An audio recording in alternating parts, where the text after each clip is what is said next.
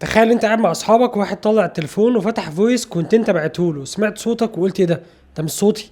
هو وحش كده ليه؟ صح بيحصل معاك؟ طب ليه دايما بنحس ان صوتنا مختلف في الفويس ويمكن بنستغربه؟ الموضوع مش بس انك مش متعود على صوتك، لا في سبب علمي يخليك تستغرب صوتك تحسه وحش احيانا او على طول، بالرغم انه عادي جدا لناس تانيين. يا ابني ما هو صوتك اهو، وده لان الصوت اللي بنسمعه مش هو الصوت الحقيقي اللي الناس اللي حوالينا بتسمعه. ازاي؟ خليني اوضح لك. لما بتتكلم الصوت بيوصل لودانك من خلال طريقتين. لما بتتكلم الصوت بيسافر في الهواء وبيدخل ودانك، وده اللي بيسمعه الناس لما بيسمعوا الفويسات بتاعتك او لما بتسجل صوتك. الطريقه التانيه الصوت بيتنقل من احبالك الصوتيه، بيمر بعظم الجمجمه وده بيعمل اهتزازات جوه، فبيدي للصوت طبقات ادفى واعمق. يعني ببساطه صوتك اللي بتسمعه وانت بتتكلم بيكون ادفى واعمق لانه مر باهتزازات الجمجمه. لكن لما بتسمع صوتك في فويس كل الاهتزازات دي ما بتبقاش موجوده، فبتسمع صوتك الحقيقي اللي بيسمعه الناس. بيقال ان في دراسه عملوها في جامعه لندن، سجلوا الناس كذا فويس من غير ما يعرفوا وسمعوهم اصواتهم. بعد كده معظم الناس ما قدروش يميزوا صوتهم اصلا. ليه؟ لان دماغك قضى فترات طويله جدا بيسمع صوتك بالاهتزازات اللي بتحصل في الجمجمه، وده بيديله طبقات اعمق واغنى، فلما بيسمع صوته في فويس